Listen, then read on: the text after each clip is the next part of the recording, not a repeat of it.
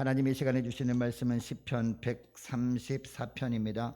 시편 134편 구약성경 901쪽에 있습니다.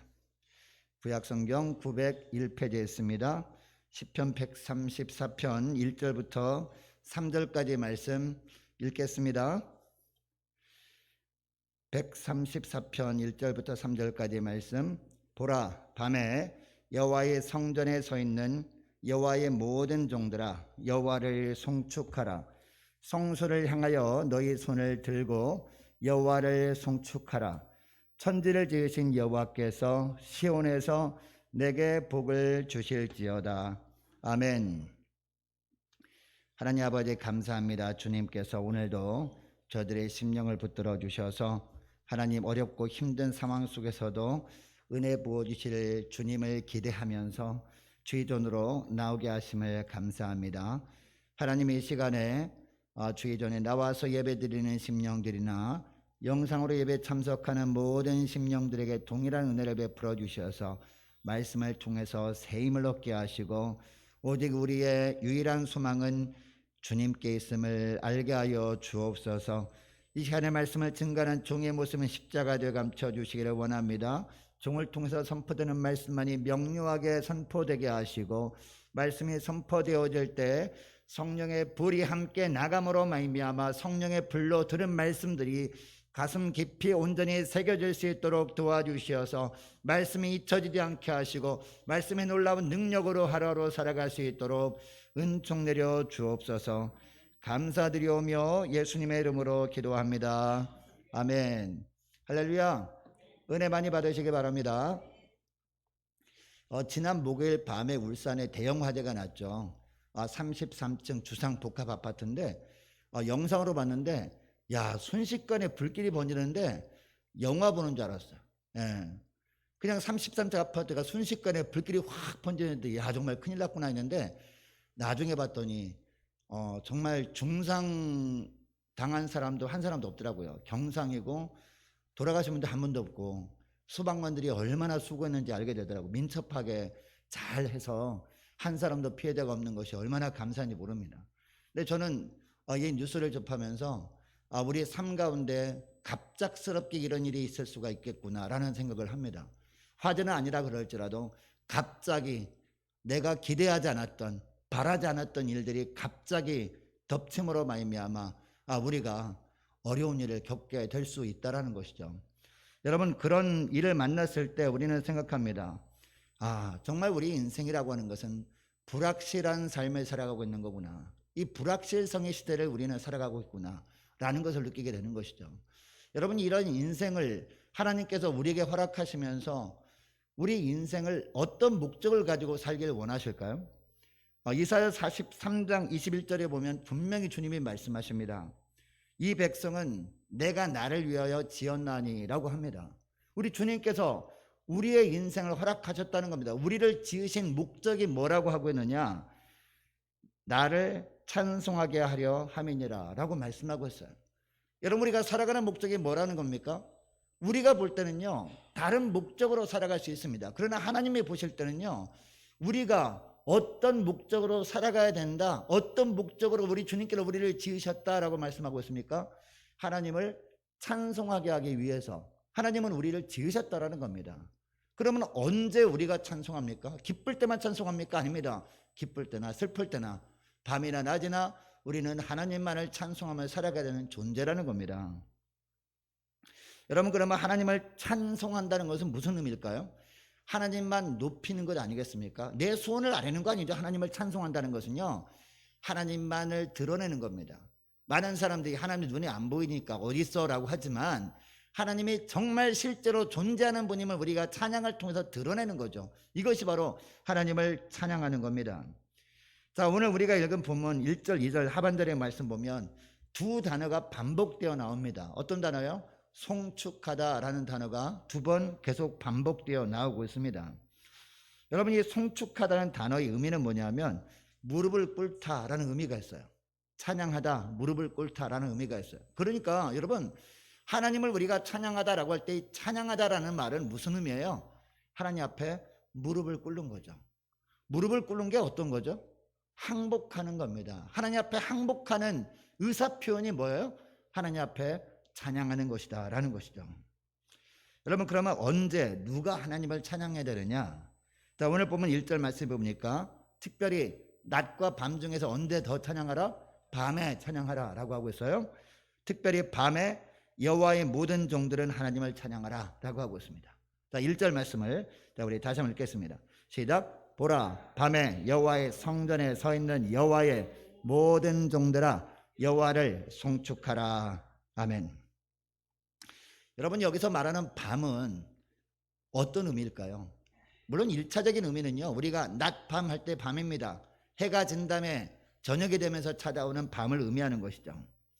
당시 성전에는요, 성소와 지성소로 구별되어 있었습니다.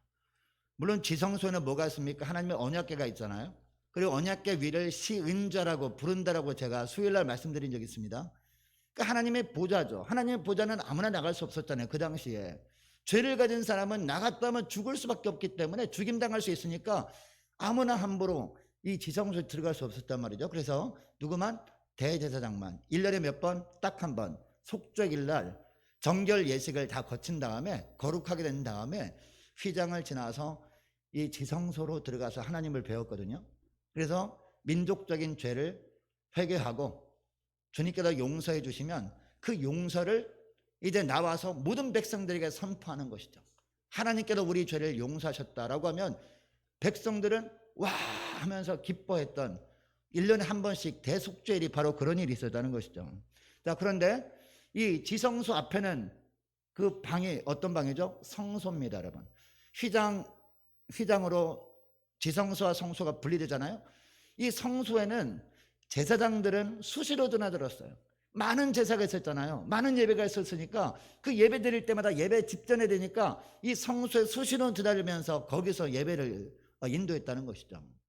그리고 또 이 성소에 드나들 때 또 다른 사람이 있습니다. 제사장이 아니라 할지라도 레위 지파들. 이 성소에는 거기에 성물들이 있잖아요.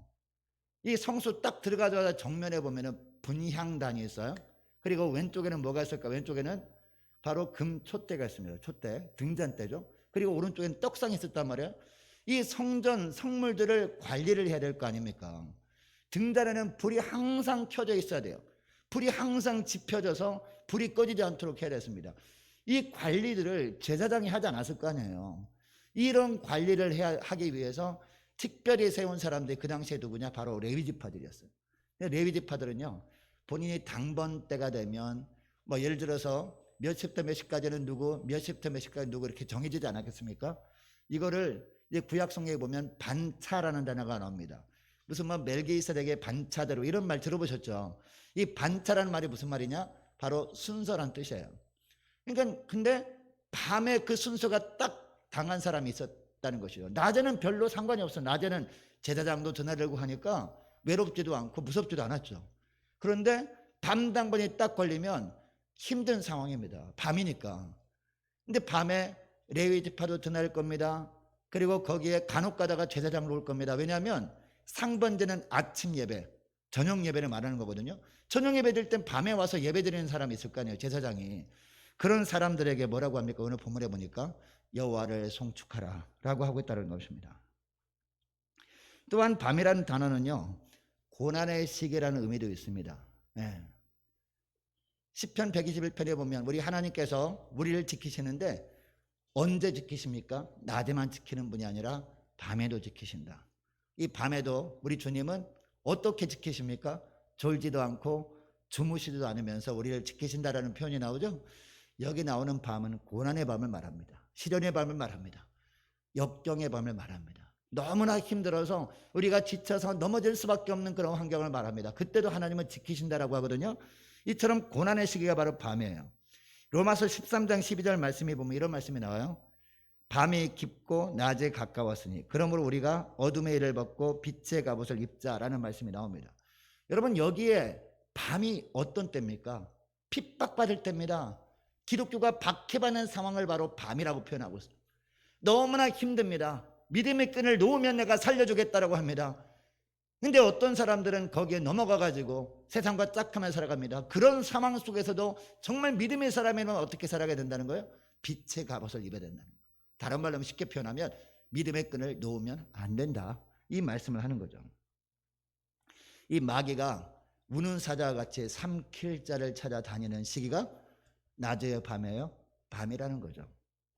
여러분, 이 밤이 박해받는 시기를 의미하는 단어라면 이 밤에 여호와의 성전에 서 있는 여호와의 모든 종들 중에 어떤 사람들도 포함됨을 알게 됩니까? 어떤 사람도 포함돼요? 믿음을 포기할 것을 강요받는 시기에서도 끝까지 믿음으로 살려고 하는 사람들, 이런 사람도 포함되지 않겠습니까? 여러분, 구약 성경에 나오는 나시린 같은 사람들을 말합니다. 민수기 6장에 보면 나시린 서원에 대한 내용이 나오거든요. 자, 어떤 사람이 하나님께 큰 은혜를 받았습니다. 그 은혜를 받으면 여러분 어떻게 하죠? 하나님께 은혜를 받으면 우린 감사 헌금 하잖아요. 구약시대 때도 감사 예물을 드렸단 말이에요. 근데 감사 예물을 드린 것으로 성에 차지 않은 거예요. 너무 큰 은혜를 받아서 내가 감사 예물을 드린 것으로 만족하지 못한 거예요. 그래서 시간을 내어서 일정 시간 동안 아무것도 하지 않고 내가 내 몸을 헌신해서 하나님께 드리기를 원한다라는 그런 사람들이 있었던 거죠. 그래서 하나님께서 세우신 제도가 뭐예요? 나시린 제도예요. 그래서 나는 한 달 동안 나시린을 살겠습니다. 저는 1년 동안 헌신하겠습니다. 이런 사람들이 있었던 거예요. 그런 사람이 있을 경우에는 감사 예물만 드리는 것이 아니라 내 몸을 드리는 거잖아요. 한 달 동안, 1년 동안. 근데 이 나시린으로 서원한 사람들은요, 하나님께서 명령하신 3가지가 있어요. 그 첫째가 뭐냐? 머리에 삭도를 대지 않는 거예요. 그리고 두 번째는요, 시체를 만지지 않는 거예요. 시체를 보지도 않는 겁니다. 그리고 셋째는 독주를 멀리하는 거예요. 여러분, 이렇게 하라는 이유가 뭡니까? 이 하나님의 전에 와서 이렇게 레위인과 함께 봉사하기 위해서는 이 정결 의식을 거쳐야 되는데, 그 정결 의식이 바로 그거라는 거죠. 조금도 더러우면 안 되는 거예요. 왜? 하나님은 거룩 그 자체니까 정말 거룩한 모습으로 이 나시린의 사명을 감당해야 된다는 겁니다. 여러분, 그러면 오늘날은 어떤 사람을 나시린이라고 할 수 있을까요? 이 땅에 첫 번째 나시린으로 이 땅에 오신 분이 누굽니까? 바로 예수 그리스도거든요. 그래서 예수님을 우리 주님께서 어디에 가서 사십니까? 나사렛 동네가 사시거든요. 이 나사렛 지명 자체가요, 어원이 바로 이 나시린이라는 단어가 어원이에요. 그러니까 나시린 마을이란 뜻이에요. 나사렛이. 이해가 되세요? 그러니까 첫 번째 나시린으로 된 우리 주님께서 이 땅에 오셔서 나시린으로 사셨잖아요. 죄 없이 사셨잖아요. 근데 그 주님께서 십자가 죽으시고 부활 승천하면서 우리는 성령 받은 사람이 되었습니다. 예수 믿는 순간부터. 그러면 우리는 이제 어떤 삶을 살아야 돼요? 그리스도인이 어떤 삶이에요? 내 안에 나는 없고 예수가 사는 사람들. 할렐루야. 나는 죽고 이제는 십자가에서 못 박혀 죽었어. 나도 예수님이 돌아가실 때 죽고 예수님이 부활하심으로 말미암아 나도 새로운 사람이 되었잖아요. 이게 바로 갈라디아서 2장 20절 말씀 아닙니까? 내가 그리스도와 함께 십자가에 못 박혔나니 그런즉 이제는 내가 산 것이 아니요 내 안에 그리스도께서 사신 것이라. 이런 고백하며 사는 사람들이 현대판 나시린들이란 말입니다. 할렐루야. 그러니까 이 말씀은, 오늘 1절 말씀은요, 누구를 향한 말씀이에요? 1절 말씀 다시 보시기 바랍니다. 밤에, 고난의 밤에, 환난의 밤에 여호와의 성전에 서 있는 여호와의 모든 종들아, 모든 나시린들아 라고 하고 있어요. 우리를 향한 말씀이라는 거죠. 우리가 정말 예수 믿는 사람이라면, 믿음이 있노라고 하는 사람들이라면 우리를 향해서도 이런 말씀을 하는 거죠. 우리를 향해서 뭐라고 하고 있습니까? 여호와를 송축하라 라고 말씀하고 있다는 겁니다. 여러분, 우리는 그동안 성전에 올라간 노래를 쭉 살펴봤거든요. 120편부터 성전에 올라간 노래가 쭉 계속됐어요. 우리가 읽은 134편이 성전에 올라간 노래 마지막 편이거든요. 15편이 되는데, 처음에 시작을 여러분 어떻게 시작하는지 아십니까? 10편 120편 말씀을 보세요. 10편 120편 말씀 보면 120편 1절 말씀 보니까 내가 환난 중에 여호와께 부르짖었더니 내게 응답하셨도다 라고 시작하고 있어요. 여러분, 이것을 보면 이스라엘 백성들이 당시에 세계 각지에 흩어졌다가 새 절기 때만 되면 예루살렘으로 성지순례를 하지 않았습니까? 하나님께 나가서 함께 민족적인 예배를 드리기 위해서. 그때 여러분, 평안한 가운데 시간이 많이 남아 돌아서 온 게 아니었다는 거죠. 고난 가운데 살다가 왔다는 겁니다. 실형당하고 환난을 만나서 기도할 때 물론 하나님께서 응답해 주셨죠. 그러나 다른 환난이 또 찾아오는 거예요. 이런 어려움의 시계 속에서 가장 중요한 것이 하나님과의 관계임을 기억하고 찾아왔던 사람들이었다는 것이죠. 그리고 오늘 마지막 부분, 성전에 올라가는 노래 마지막 부분 134편에 오니까 여호와의 종들아 뭐라고요? 여호와를 송축하라. 이게 바로 인생의 결론이라는 겁니다. 우리가 환난 나오고 시련 만날 수 있습니다. 그러나 우리가 해야 할 것은 하나님을 송축하는 것이다라는 거죠. 여러분, 송축하는 게 뭐라고요? 무릎을 꿇다라는 의미가 있다라고 말씀드렸죠. 하나님 앞에 항복하는 겁니다. 이것이 중요하다는 겁니다. 여러분, 하나님께서 응답하셨을 때, 환난 만났을 때마다 하나님의 응답하셨다라고 했잖아요. 그 응답이 뭘까요, 여러분? 단순히 환난에서 벗어나게 한 것이 아닙니다. 우리 눈에 보기에 그 환난에서 완전히 벗어나 이제는 평탄한 길만 펼쳐지게 한 것이 아닙니다. 응답이 뭐냐? 바로 여호와를 송축하게 하신 거예요.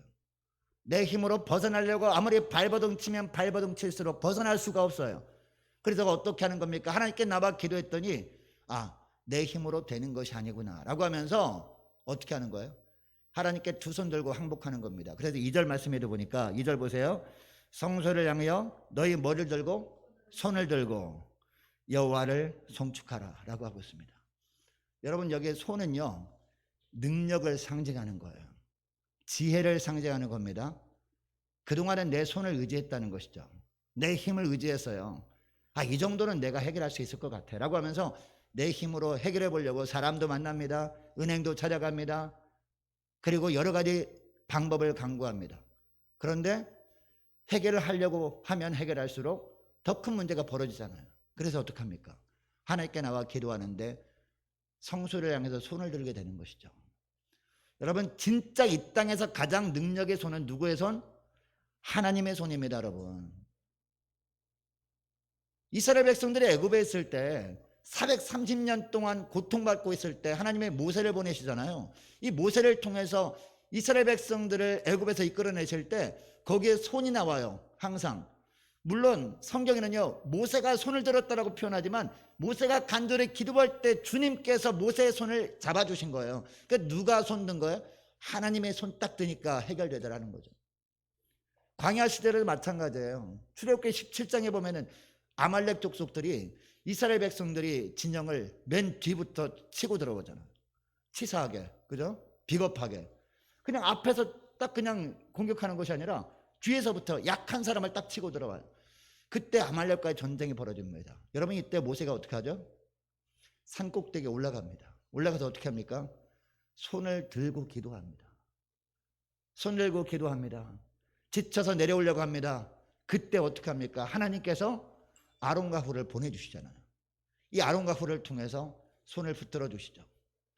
하나님이 힘 주셔서 승리하게 된 것을 보여주고 있는 것이죠. 그리고 하나님의 손, 여호와의 손이 짧아서 너희를 구원하지 못함도 아니오라고 이사야서 말씀하잖아요. 여러분, 진짜 능력의 손은 주님의 손입니다. 이걸 깨닫는 거예요. 하나님을 송축하게 되면 제 힘으로 그동안 해보려고 했는데 안 됐습니다. 저는 능력이 없군요. 하나님의 손이 필요합니다.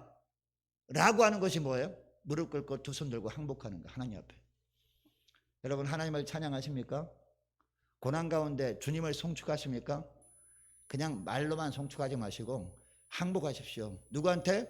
세상한테 항복하지 마시고 하나님께 항복하실 수 있기를 축복합니다.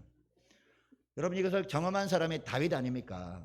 다윗이 시편 119편 71절 말씀해 보면 이런 고백을 하죠. 고난당한 것이 내게 유익이라. 이로 말미암아 주의 율례를 배우게 되었습니다. 이런 고백하잖아요. 고난당할 때까지는 몰랐어요. 내 힘으로 해결할 수 있는 것이 있는 줄 알았어요. 그러나 고난당하고 시련 만나고 역경을 만나면서 계속 거듭되는 그런 고통 가운데 있다 보니까 내 힘으로 되는 것이 이 땅에 하나도 없구나. 하나님의 능력이 필요하구나. 이것을 깨닫게 된 겁니다. 그래서 하나님 앞에 납작 엎질 때마다 어떻게 했습니까? 하나님께서 다윗을 대신 싸워주셔서 승리하게 된 겁니다. 이런 고백을 한 겁니다. 고난당해 보니까 하나님의 도우심이 없으면, 하나님의 은혜가 아니면 내가 한순간도 살 수 없는 존재구나, 이것을 느끼게 된 거죠. 이게 바로 주의 율례를 배우게 되었나이다 라는 뜻입니다. 사랑하는 여러분, 하나님께서 간혹 주의 백성들에게 환난을 주실 때가 있죠. 하나님, 우리를 사랑하신다면 왜 이런 기가 막힌 어려움을 주십니까? 라고 할 때가 있다는 겁니다. 여러분, 그것은요, 주님을 향한 우리의 믿음을 점검하시는 것인 줄 믿으시기 바랍니다. 주님의 참 백성들은요, 견딜 수 없는 시련을 만나면 만날수록 어떻게 합니까? 더욱더 하나님께 가까이 나가고자 합니다. 그러나 믿음이 없는 사람들, 믿음이 있는 것처럼 보였지 믿음이 없는 사람을 어떻게 합니까? 고난과 환난이 찾아오게 되면 어떻게 합니까? 주님을 오히려 등져요. 아, 내가 그동안 주님이 나를 도와주시고 내 뜻대로 해결해 주시는 분인 줄 알고 내가 주님을 믿었는데 이제 보니까 아닌가 보다라고 하면서 주님을 떠나버린단 말이에요. 그러나 믿음 있는 사람들은 더욱더 죽게 나갑니다. 주님께 엎드려서 두 손 들고 주님을 송축합니다. 그런 하나님께서 그때 하나님께서 그런 사람들에게 은혜를 부어주시는 거죠. 여러분, 그러면 이 고난의 밤 중에서 우리가 주님만을 송축해야 하는 이유가 무엇일까요? 3절 말씀이에요. 3절. 자, 3절 말씀을 우리 함께 읽습니다. 시작. 천지를 지으신 여호와께서 시온에서 내게 복을 주실지어다. 아멘. 첫째로 천지를 지으신 하나님이시기 때문이라고 하고 있습니다. 자, 3절 상반절 말씀을 다시 보면요, 천지를 지으신 여호와께서 라고 하고 있습니다. 자, 우리는 창세기 1장 1절 말씀을 잘 압니다. 여러분, 성경 말씀을 시작하면서 하나님께서 뭐라고 선언합니까? 창세기 1장 1절에 태초에 누가? 하나님이 무엇을? 천지를 어떻게 하셨다? 창조하셨다라고 합니다. 여러분, 여기에 천지를 창조하셨다라고 할 때 아무런 느낌 없이 그냥 흘려보내셨죠. 이게 기가 막힌 의미가 있는 거예요. 여기에 천지라고 할 때요, 단순히 그냥 우리가 눈에 보이는 하늘이 아닙니다. 이 천은, 지는 물론 우리 눈에 보이는 땅을 말합니다. 여기에 천이라고 하는 것은요, 단순히 하늘이라는 의미가 아니에요. 하늘들이라고 되어 있어요. 하늘들. 예. 히브리어에 보면 쌍수라는 그런 문법이 있어요. 이게 무슨 말이냐면 복수는 여러 개 있는 게 복수잖아요. 쌍수는요, 딱 두 개가 있다는 게 바로 쌍수거든요. 이 쌍수는 무슨 얘기냐면 물론 우리가 눈에 보이는 하늘도 포함이 됩니다.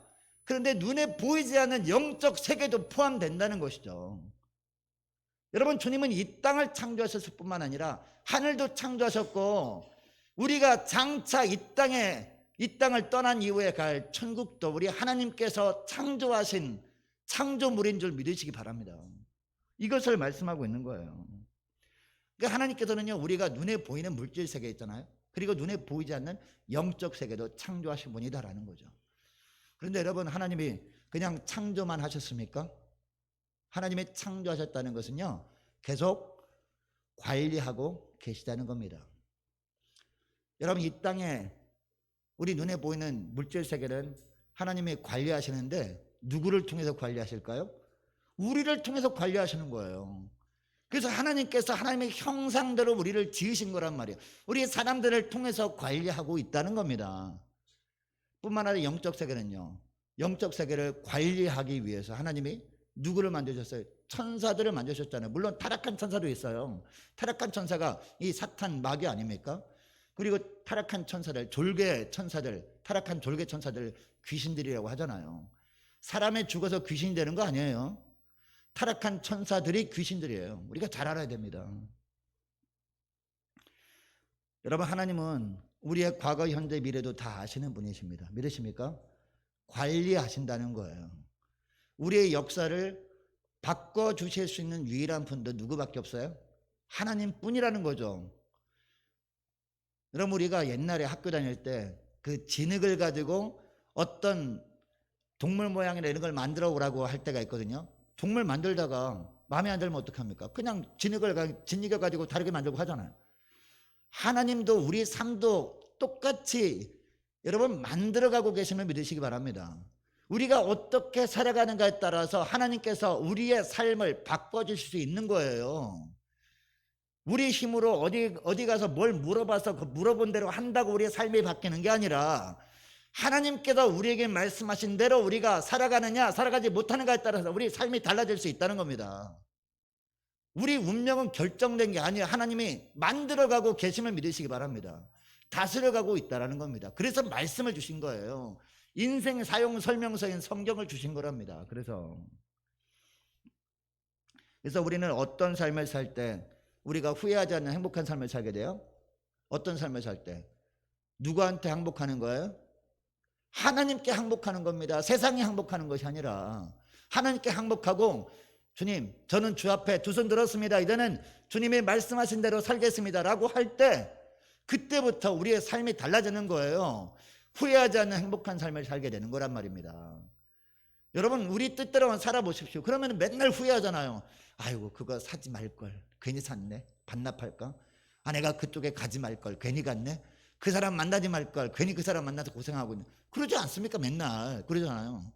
그러나 우리가 주 앞에 항복하고 주님의 말씀대로 순종하며 나갈 때 후회하지 않는 행복한 삶을 살게 되는 줄 믿으시기 바랍니다. 이처럼 하나님은 천지를 창조하실 뿐만 아니라 우리의 삶도 허락하실 뿐만 아니라 우리의 삶을 가꾸어 가고 계시는 분이기 때문에 우리는 누구만을 송축해야 됩니까? 하나님만을 송축해야 된다라고 오늘 본문은 말씀하고 있어요. 그리고 두 번째입니다. 둘째는요, 3절 하반절 보니까 하나님의 뭘 주시는 분이기 때문에? 복을 주시는 분이기 때문에. 여기 복은요, 보통 복이 아니에요. 그냥 우리가 생각하는 그런 단순한 세상의 복만을 의미하는 것이 아니라 하나님 보실 때 참 복을 주시는 분이 누구다? 하나님이시기 때문에 우리는 누구를 송축해야 돼? 하나님만을 송축해야 된다라고 말하고 있습니다. 자, 3절 하반절 말씀 보시기 바랍니다. 자, 3절 하반절 보니까 여호와께서 어디서? 시온에서 내게 무엇을? 복을 주실지어다 라고 하고 있습니다. 여러분, 이 구절에서 복이라는 단어를 원어로 보니까요, 송축하다라는 단어와 똑같은 단어더라고요. 네. 송축하다는 단어가 바라크라는 단어인데요, 이 바라크라는 단어를 딱 찾아봐요. 단어 사전 찾아보니까 송축하다라는 의미도 있지만 축복하다라는 의미도 있습니다. 송축하다는 누가 하는 거예요? 우리가. 누구한테? 하나님께 하는 거예요. 그러면 축복하다는 누가 하는 거예요? 하나님께서. 누구한테? 하나님을 송축한 자들에게 축복하시는 거란 말이에요. 이거 발견한 거 제가 소름이 쫙 끼치더라고요. 그렇구나. 우리가 단순히 그냥 하나님께 나가서 하나님 복 주세요 한다, 복 주시는 게 아니구나. 하나님께서 우리가 원하는 것이 무엇인지 다 아실까요? 모르실까요? 왜 모르시겠습니까? 우리의 과거, 현재, 미래까지 다 알고 계시고 우리의 마음의 중심까지도 살피시는 분인데 왜 모르겠냐고요. 그러니까 우리는 어떻게 하면 돼요? 하나님을 송축만 하면 되는 겁니다. 하나님을 송축하게 되면 하나님께서 우리가 필요한 것들, 그것도 물론 주시지만 하나님께서 우리를 통해서 이루길 원하시는 일도 이루려고 하시는 거예요. 그래서 하나님께서 간혹 우리에게 고난의 터널을 지나게 하실 때가 있는 겁니다. 어떻게 하라고? 송축하게 하려고, 하나님 앞에 무릎 꿇게 하려고, 그렇게 해서 뭘 주시려고? 복 주시려고 그렇게 하는 겁니다. 여러분, 사도행전 16장에 보면 바울과 실라 이야기가 나오거든요. 바울과 실라가 빌립보성에 갔어요. 이 바울이 예수 믿기 전에는 예수 믿는 사람을 막 잡아 가두려고 했던 사람 아닙니까? 그러다가 다메섹 도상에서 예수님을 만나잖아요. 부활의 예수님을. 그때부터 완전 변화가 됐습니다. 다니다가 바울과 실라와 함께 선교 여행을 하다가 이제 유럽 지경으로 갔습니다. 드로아라는 지역에서 꿈을 꾸죠. 빌립보 사람들이 우리에게도 와서 복음을 전해달라는 그런 꿈을 꾸잖아요. 그 꿈을 꾸고 하나님께서 이 마게도냐 지경으로 가게 하시는구나라고 하고 배를 타고 가잖아요. 이제 신라와 함께 갑니다. 빌립보에 딱 가보니까 예수 믿는 사람이 있었습니까? 대부분 예수 믿지 않아요. 다 우상 숭배하는 사람이었습니다. 물론 거기에 항구에서 자주장사 루디아라는 여인을 만나가지고 전도해가지고 그 루디아 집이 처음에 이제 교회가 되긴 하죠. 근데 복음을 전하는데 너무 힘들어요. 점을 치는 사람도 있습니다. 그리고 점을 치는 사람 앞에서 하나님의 살아계심을 나타내 보여줬다가 소동이 막 일어나요. 결국 어떻게 됩니까? 옥에 갇혀요. 옥에. 감옥에 갇힙니다. 여러분, 감옥에 갇힌 이유가 뭐예요? 이 바울과 실라가 무엇인가 범법 행위를 했기 때문에 감옥에 갇힌 게 아니었잖아요. 단순히 그냥 예수를 전한 것 뿐이었습니다. 당신들이 믿는 하나님, 당신들이 믿는 그런 신은 진짜 신이 아니다. 사람들이 만든 우상에 불과하다. 진짜 우리가 믿어야 신은 하나님밖에 없다. 우리 예수님을 믿고 당신들도 구원받아야 된다. 이런 말씀을 전한 것뿐이었잖아요. 그런데 덜컥 감옥에 갇힌 거예요. 여러분, 감옥에 갇힌 바울과 실라에게 간절한 소원이 뭐였을까요? 마음 가운데 빨리 이 감옥에서 나가서 복음을 계속 전하는 것 아니겠습니까? 근데 여러분, 바울과 실라가 옥속에서 뭐 하죠? 우리가 잘 알잖아요. 뭐 합니까? 찬양하고 기도합니다. 근데 여러분, 어떤 기도를 할까요? 어떤 기도를 했을까요? 하나님, 이 옥에서 건져주십시오 라고 기도도 했겠죠. 근데 기도하다가 어떤 기도를 하게 되느냐? 하나님, 이 복음을 증가하는 것마저도 제 힘으로 안 되는군요. 주님 앞에 다시 무릎을 꿇고 손듭니다. 주님은 성전에만 계시는 분이 아니라 이 옥중에도 예수 믿는 사람이 있는 곳이라면 거기에도 임재해 계시는 주님이신 줄 믿습니다. 주님께 두 손 듭니다라고 기도한 거죠. 하나님을 송축한 겁니다. 그리고 막 찬양하며 박수치면서 그러니까 막 신난 거예요. 아, 주님이 이곳에 계시구나. 우리가 주 앞에 무릎을 꿇으시니까 주님께서 책임져 주시겠지. 주님께서 책임져 주신 결과가 우리가 생각할 때 기대하지 않았던 결과겠다 그럴지라도 그 결과를 통해서 하나님만 영광 받으시면 되지라고 생각하면서 막 찬양한 겁니다. 여러분, 그랬더니 어떤 일이 벌어집니까? 땅이 막 흔들리기 시작합니다. 땅이 막 드드드드드 흔들려요. 그러다가 결국 어떻게 해요? 옥문이 막 흔들리니까 옥문이 덜커덕 열립니다. 그리고 바울과 실라 발목을 딱 차고 있었던 채웠던 착부가 스르륵 풀리게 된 거죠. 여러분, 보통 죄수들이었다면 어떻게 할까요? 이게 웬일이냐라고 하면서 얼른 도망가죠. 그죠? 근데 바울과 실라 어떻게 합니까? 그 자리 그대로 있는 겁니다. 왜? 주님이 특별한 뜻이 있겠지라고 생각하면서. 근데 그때 간수들이 어떻게 하면 너무 무서운 거예요. 막 땅이 막 흔들리고 막 옥터가 막 열리니까 얼마나 난리통입니까? 너무 무서워가지고 엎드려 있다가 눈을 떠보았어요. 바울과 실라가 도망간 줄 알았는데 어떻게 됐어요? 도망도 안 가고 그대로 있는 겁니다. 그래서 여러분, 이 간수가 어떻게 합니까? 바울에게 무릎을 꿇으면서 선생들이여, 우리가 어떻게 하면 구원을 받을 수 있습니까? 라고 물어보잖아요. 이때 바울이 했던 유명한 말 뭐죠? 사도행전 16장 31절 말씀이죠. 주 예수를 믿으라. 그리하면 너와 내 집이 구원을 받으리라. 할렐루야. 그렇게 해서 간수와 간수 가족이 다 구원받게 되잖아요. 여러분, 그러니까 이 옥에 갇히게 된 것, 하나님이 왜 그런 상황으로 몰아가신 거예요? 누구 때문에? 그 간수 한 사람 때문에. 그 간수의 가족이 구원해 주시려고 하나님께서 작정하신 거예요. 누구를 통해서? 바울과 실라를 통해서 하나님께서 그 심령들에게 생명의 말씀이 들어가게 하시려고, 그리고 이 복음을 들었을 때 그들의 마음의 문이 열려서 예수 믿게 하려고 하나님이 보내신 거죠. 근데 처음엔 그걸 알았어요, 몰랐어요? 바울과 실라가 몰랐어요, 처음에는. 그러니까 우리는 모르지만 특별한 하나님의 뜻이 있겠지라고 하면서 하나님 앞에 철저히 무릎 꿇고 손들고 주님을 송축한 겁니다. 주님을 찬양한 겁니다. 그러니까 이런 놀라운 일이 벌어진 거죠. 여러분, 바울과 실라의 소망이 뭐였다고요? 옥에서 나오는 거. 옥에서 나와서 안 나왔어요? 옥에서 나오게 되었죠. 소망도 이루어졌고, 그리고 하나님께서 바울을 통해서 행하길 원하시는 일도 이루어졌어, 안 이루어졌어? 그것도 이루어졌다라는 겁니다. 여러분, 다시 3절 말씀 보시기 바랍니다. 3절 보니까 여호와께서 시온에서 내게 복을 주실지어다라고 합니다. 여기 보니까 어디서? 시온에서 누구에게? 내게 복을 주실지어다라고 합니다. 이 말은 무슨 말이냐? 시온에서 내게 복을 주실지어다라는 말은 무슨 말이냐? 시온이 어디입니까? 바로 하나님의 임재가 있는 곳이죠. 거기서 내게라고 합니다. 너는 누구예요? 여기서 내는, 너는 누굽니까? 하나님을 송축하는 사람을 말합니다. 하나님 앞에 무릎을 꿇는 사람을 말합니다. 성소를 향해서 두 손 들고, 하나님, 저는 내려놓습니다. 저의 힘 다 내려놓고 주님의 힘만 의지하며 살길 원합니다 라고 하나님 앞에 항복한 사람을 말합니다. 이런 사람에 뭘 주시겠다?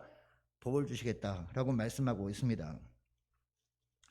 이 복이라는 단어를 원어 성경으로 뭐라고 했습니까? 바라크라고 했죠. 이 바라크라는 단어가 또 어떤 뜻이 있다고 했습니까? 송축하다라는 단어도 있다고 했습니다. 그럼 우리도, 여러분이 간절한 소원이 있지 않습니까?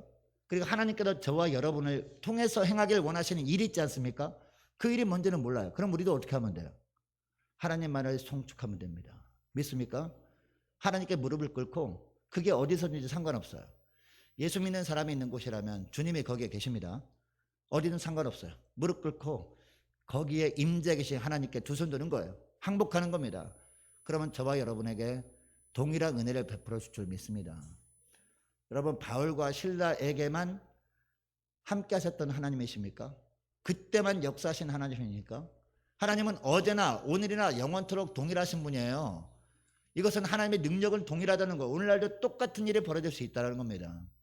여러분, 이것을 기억하시고 오늘 우리는 성전에 올라간 노래, 마지막 노래를 살폈습니다. 이것은요, 우리의 삶이 오늘이 마지막일 수 있다는 것을 의미하기도 하거든요. 오늘이 마지막이라는 그런 심정을 가지고 오늘부터 어떤 상황 속에서도 오직 하나님만을 송축하며 사시는 저와 여러분 되시기를 축복합니다. 하나님께 두 손 들고 항복함으로 말미암아 저와 여러분에게 필요한 것들로 채워지는 역사, 그리고 저와 여러분을 통해서 하나님이 행하길 원하시는 그런 주님의 일도 놀랍게 이루어지는 것을 보면서 하나님께 영광 돌리며 사는 한 주간 될 수 있기를 주의 이름으로 축복합니다. 기도하겠습니다. 하나님 아버지, 감사합니다. 오늘 시편 134편 말씀을 통해서 주님께서 간혹 우리에게 고난의 밤을 지나게 하시는 이유가 무엇인지 깨닫게 하심을 감사합니다. 시련의 터널을 지나게 하시는 것은 우리가 주님을 향해서 믿음으로 살길 원합니다 라고 고백했던 그 고백이 진짜인지 아닌지 점검하기 위한 차원으로 주님께서 역경을 허락하신 것을 주님 알았습니다. 하나님, 어떤 시련과 어떤 환난이 우리 앞을 가로막는 그런 환경 가운데 있어도 하나님, 저희들 무엇보다도 그 모든 환경을 중환하시는 하나님께 더욱더 가까이 나아가 주께 무릎을 꿇고 두 손 들고 주님 앞에 항복하기를 원합니다. 내 힘과 내 지혜 다 내려놓고 주님의 능력을 덧입고 살기를 원합니다. 간절히 기도하오리. 주님, 저희를 불쌍히 여겨 주셔서 저희들 안에 날마다 주님께서 거하여 주옵소서. 주님이 동행하여 주심으로 말미암아 저희들에게 필요한 부분들도 채워지는 놀라운 역사와 저희들을 통해서 주님이 이루길 원하시는 주님의 뜻이 온전히 이루어지는 복된 하루하루 되게 하여 주옵소서. 감사드리오며 예수님의 이름으로 기도합니다. 아멘.